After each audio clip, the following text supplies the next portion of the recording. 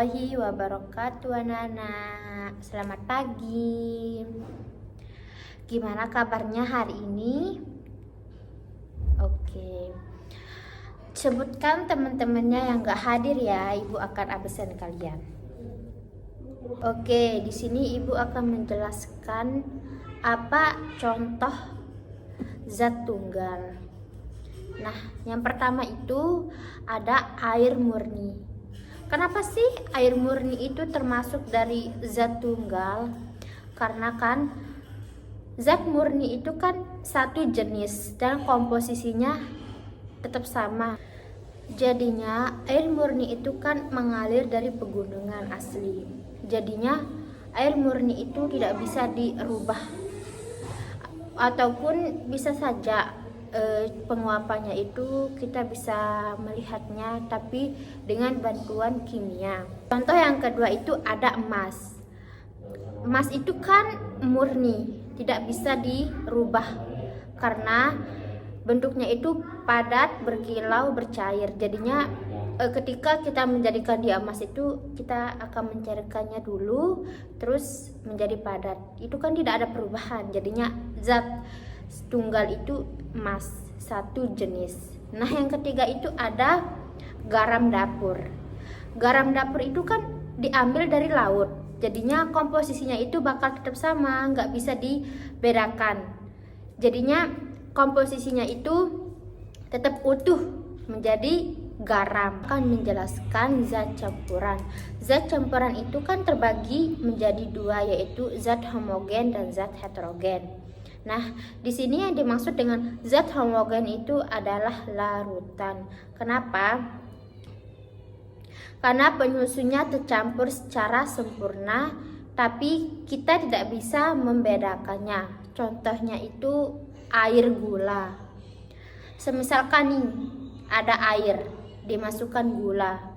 Ketika kita diaduk airnya, kan nanti itu gulanya itu akan menyatu dengan air dan tidak ada perubahannya sedikit pun. Jadinya kita tidak bisa membedakan itu air murni atau ada campurannya.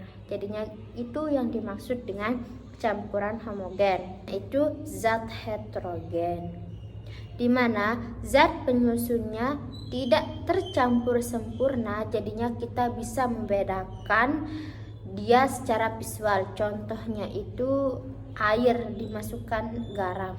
Kan tadi kan campuran homogen itu air dimasukkan gula. Jadinya kita tidak bisa membedakannya karena itu satu jenis kelihatannya kan, tapi itu dua.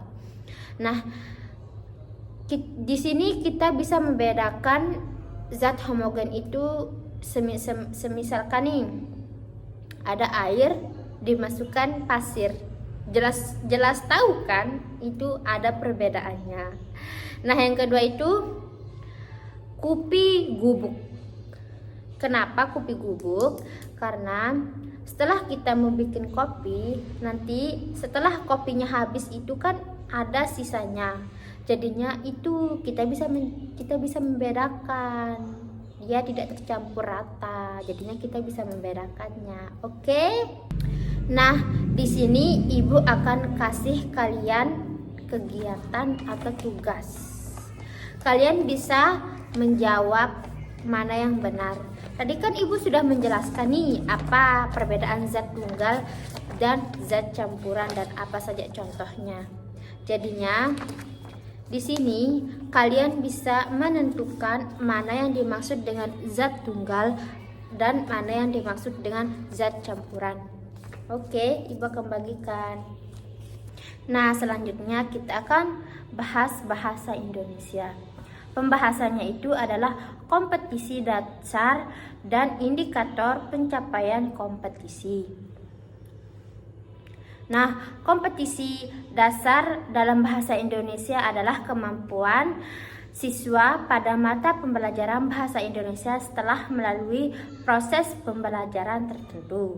Terus, indikator pencapaian kompetisi itu adalah perilaku spesifik yang dapat diamati dan diukur untuk menunjukkan bahwa siswa telah menguasai kompetisi dasar. Nah, perbedaan yang dua itu adalah kompetisi dasar itu lebih umum, mengacu pada kemampuan dasar yang harus dikuasai. Dan indikator pencapaian kompetisi itu lebih spesifik menunjukkan perilaku terstruktur yang menjadi indikator penguasaannya. Ada juga contohnya.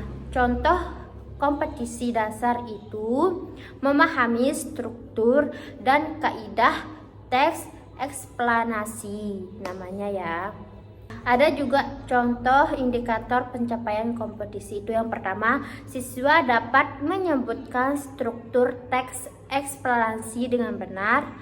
Terus, siswa dapat menjelaskan fungsi-fungsi bagian dari teks tersebut.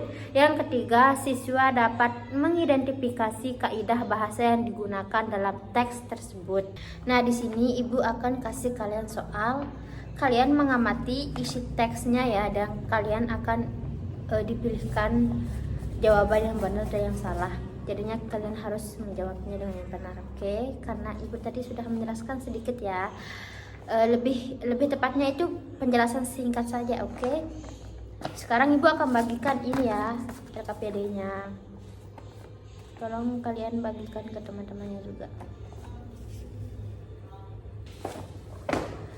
Oke. Di sini Ibu akan mengakhiri pembelajaran kita hari ini. Hanya itu yang Ibu bisa sampaikan ke kalian. Kita akan belajar minggu depan lagi ya. Oke. Alangkah baiknya sebelum kita mengakhiri pembelajaran hari ini, tolong ketua kelas dipimpin doa ya. Oke, doa sudah selesai. Kita akan bertemu minggu depan lagi ya. Assalamualaikum anak-anak.